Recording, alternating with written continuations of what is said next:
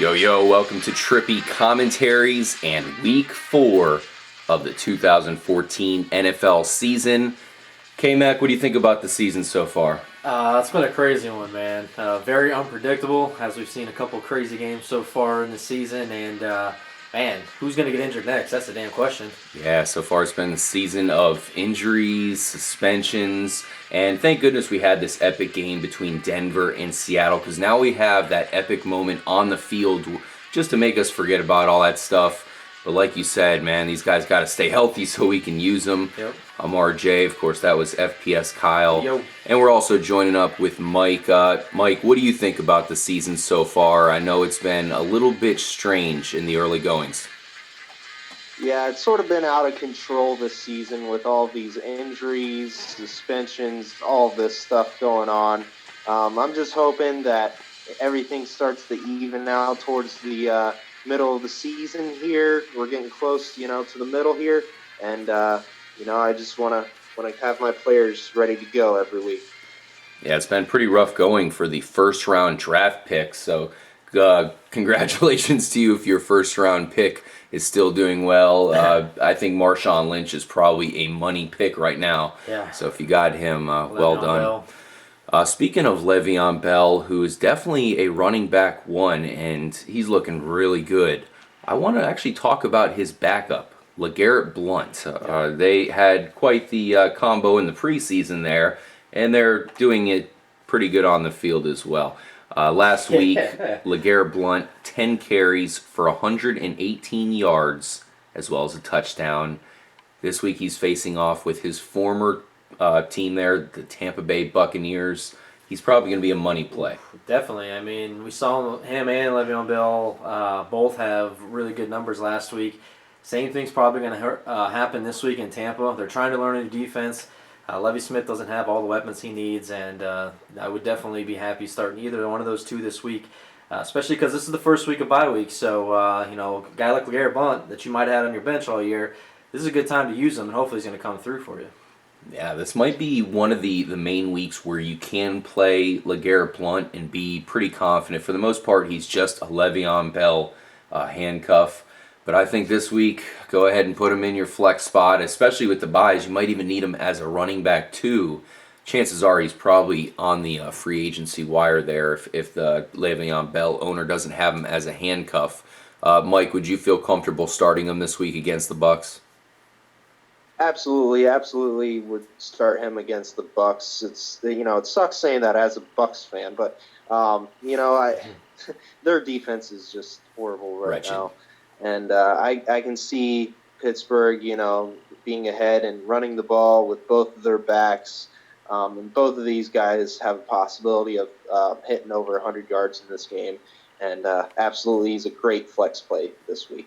Yeah, and I mean, that's funny that you mentioned that, Mike, because it seems like LeGarrette Blount always does well with garbage time, all in the fourth quarter. That's when he comes in, he runs people over, he jumps over people, these defenses that are already beat down. So you can see this week, Pittsburgh getting out to an early lead like Atlanta did, and then it's just going to be garbage time for these running backs to eat up yards and score touchdowns. Yeah, the Bucs look like they might be the worst team in the NFL. We'll see what they do with the quarterback change. Their defense isn't stopping anything right now, so like Mike and K-Mac said, you pretty much can start both running backs for this week, and I think LeGarrette Blount is going to get a touchdown, mainly because he used to play for the Bucs. The Bucs kind of turned their back on him as a franchise running back. They drafted Doug Martin, so I'm sure Mike Tomlin will kind of stick it to them and let him get in the end zone, which is good for fantasy purposes. Let's move on to the Denver Broncos. I know they're on bye this week, so we really don't want to talk about them too much, but I did want to point out Emmanuel Sanders off to a pretty decent start here. He's got 25 catches, 334 yards, no touchdowns. My prediction coming into the season was he was going to take over Eric Decker's stat line, pretty much almost to the T. Last year, Eric Decker had 87 catches, 1,288 yards, and 11 touchdowns. I think Manny Sanders is going to have more catches than 87. It's hard to top 1,288 yards at 1,300. I think he will, but not by much. I don't think he'll get to 11 touchdowns. What do you think about Manny Sanders' stock going forward, K-Mac? I like him to be that new featured guy that's going to get a lot of the catches, as we've already seen. I believe he had like 10 catches last week. Yeah. That's something I think that's going to keep going, even with Actually, 11. 11 catches last week. So even with Welker coming in and being able to practice with the team and kind of coming in, I don't really see it taking too many of his touches away. I think Emmanuel Sanders is a guy that they're featuring right now. Big time. For anything, Emmanuel Sanders is taking away touches from Demaryius Thomas. We haven't seen Demaryius Thomas have that huge game yet that we know he's very much capable of. But when a guy like Emmanuel Sanders, who's not quite getting covered as much, they can go to him. They can feature him a little more because he is athletic enough to make plays happen, and we're starting to see that. So I mean, we're just Eric Decker was more of the streaker down the sideline. He would just go and he did a lot of those touchdowns. Were on straight go routes, and Emmanuel Sanders, they're kind of using him a little different than that. But with Wes Welker back, maybe that Emmanuel Sanders will just now primarily be the deep threat. It's it's still hard to tell right now how they're going to use Wes Welker and how effective he's even going to be anymore. Yeah, and it's weird because Eric Decker is a lot different of a receiver than Emmanuel Sanders, but I just figured, there he is in that number 2 spot there in Denver. He was going to get a lot of those same kind of looks in the same positions, and I think he's certainly off to a good start. Yeah. But like I mentioned, Manny Sanders, 0 touchdowns so far.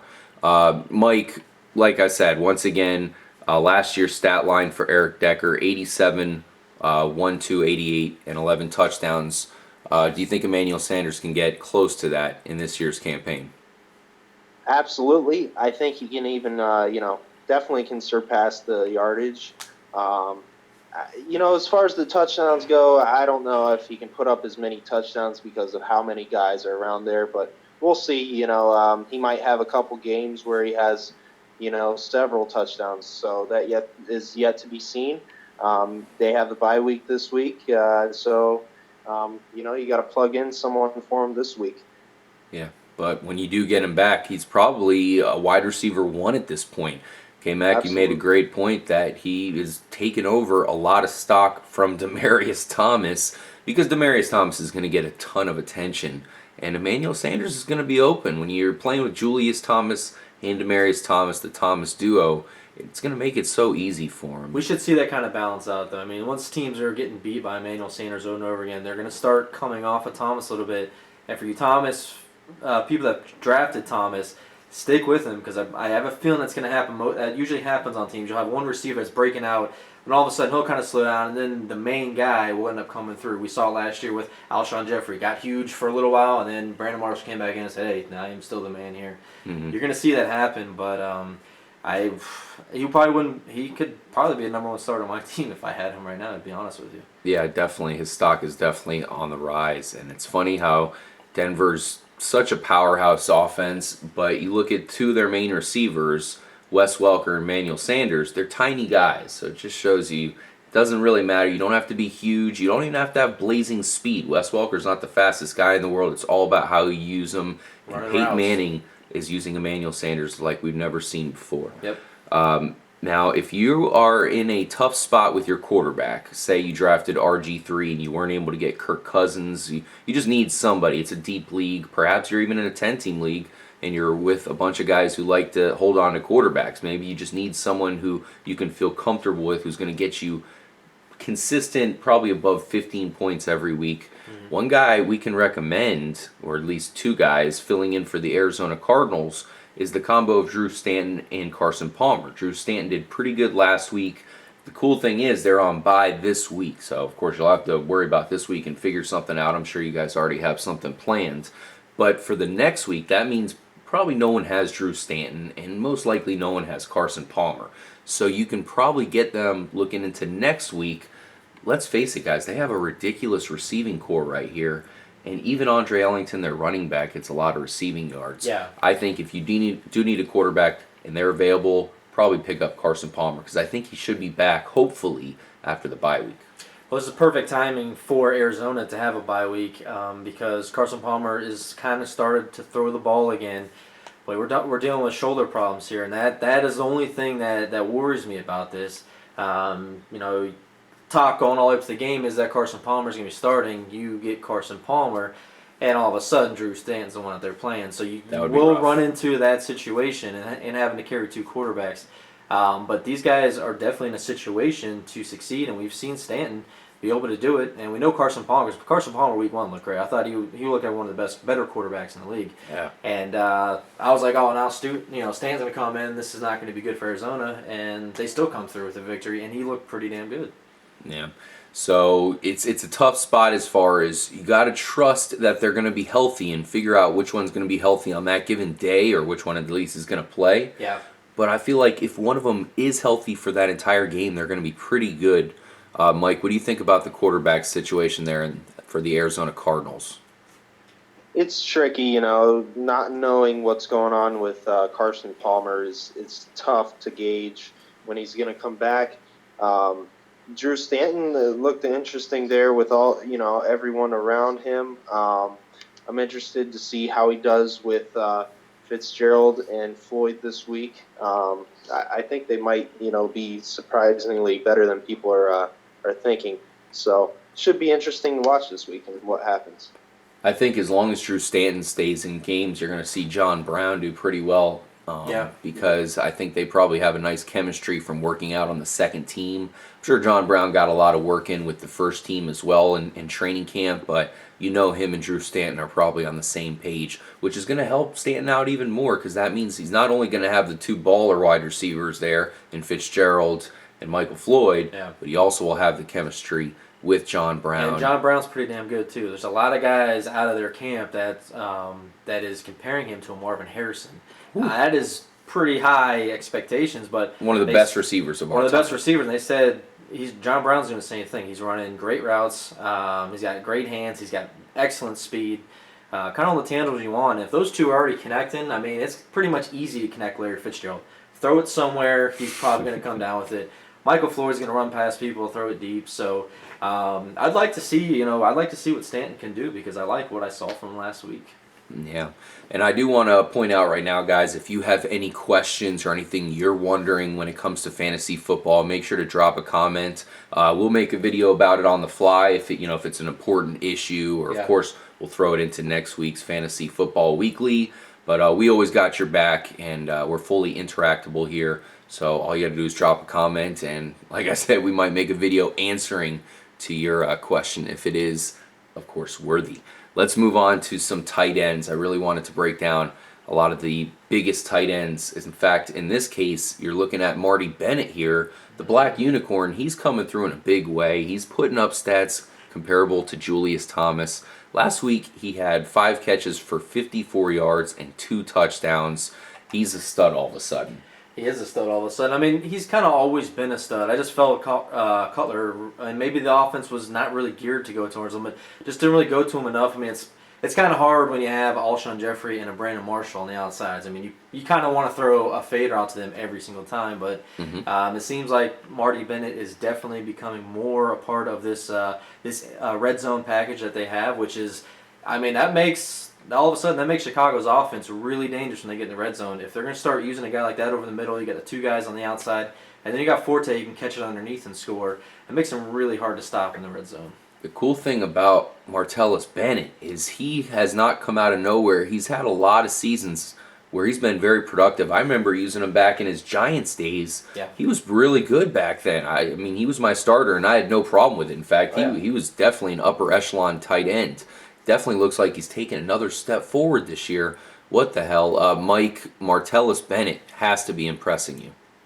Yeah, absolutely. He looks extremely impressive this year.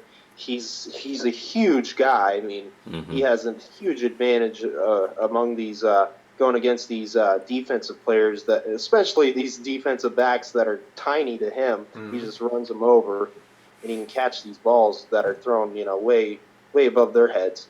So, he's got quite a few advantages, and I think he's a great red zone target, and Cutler's got to be loving him over there this year in Chicago. Now, another guy I want to recommend, because let's face it, Martellus Bennett, you had to draft him to get him. He's not on the waiver wire, so if you have him, congratulations, because he's probably maybe number 4. I think you can rank him just after Julius Thomas, that group there, the top 3. But talking about some guys that you can pick up that I think are going to be valuable, that no one sees coming. First guy, I think, is Andrew Corliss. Right now, Green Bay, I mean, they wanted to replace him, but they can't find anybody. They drafted this guy, Richard Rodgers, who's been a bum. Yeah. They just can't find anybody to do good here, or at least stay healthy and stay on the field. Every time Andrew Corliss is on the field himself, he seems to get in the end zone, or at least get some catches and be productive for a tight end. I like him a lot, especially in PPR. Kyle, would you roster him in a 10-team league or 12-team league if you had no other tight end? Yeah, and I mean, sometimes that happens. The tight end pool gets very low, especially during bye weeks. A lot of people want to have a good tight end, and sometimes it's hard to come by. But yeah, I do like Corliss. I'd like to see him obviously continue to get touchdowns. That's kind of something he's going to be dependent on, is to get touchdowns, to have a good week. There's kind of, a lot of our tight ends are kind of that way. I mean, if you take a guy like Marty Bennett, he doesn't have those 2 touchdowns last week. He's only got 5 points. He had 50 yards receiving. That's what I was thinking. So you really want the tight ends that are going to get in the end zone. I like him, and another guy that we can talk about here is Travis Kelce. He's another guy that is getting the ball and he's getting it in the end zone. He's not getting a lot of looks, which they are increasing week by week. Now, is he the starter there? I'm pretty sure Fasano is still the starter, but they like Fasano because he can block. Now, Kelsey's more of the your receiver type tight end, but they have been getting more looks. They've already set it out and into the public that they want to get him the ball more. He pretty much every time he's catching the ball, it seems like he's scoring. So he's not really catching the ball a whole lot, but he is making the best of his targets and he's getting catches. And this is a guy that I see a lot of upside on. This is a guy that's going to be in most people's free agency, and I would pick him up. Yeah, last week he had only the 3 catches for 36 yards, was able to get in the end zone there. But for the season, so far he's got a $1.66 in the touchdown, so that's a pretty decent start here. Yeah. Like K-Max said, he's probably not the official starter there because Fasano's, he's a guy who's been around for a while. He's been pretty decent. But Travis Kelce's one of those players who looks really good on the field, and he might be the up-and-coming tight end of the year. Mike, Andrew Corliss, Travis Kelce, what would you do if you were desperate here at tight end? I know you have Zach Ertz in our league. Say Zach Ertz got injured. Would you just go to your backup, Niles Paul? Yes, absolutely. I love Niles Paul. I like him a lot with Jordan Reed out especially. I just read a report earlier today that it looks like Jordan Reed's going to be out this week again, and he's looking doubtful for week 5. So Niles Paul, look for him to be a solid tight end 1 play with this week and next week possibly.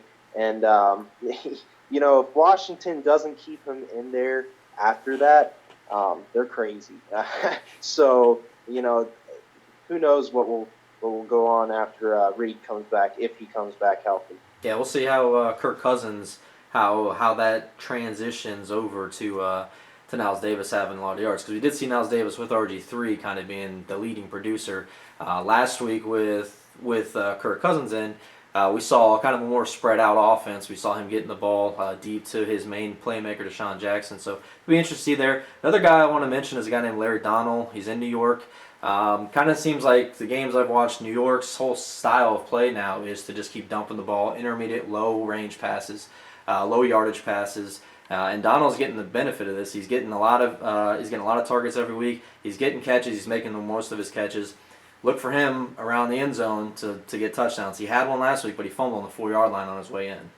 Yeah, definitely. Eli Manning loves to go to his tight ends, that's for sure. Yeah. Last team we're going to look at here is the Saints.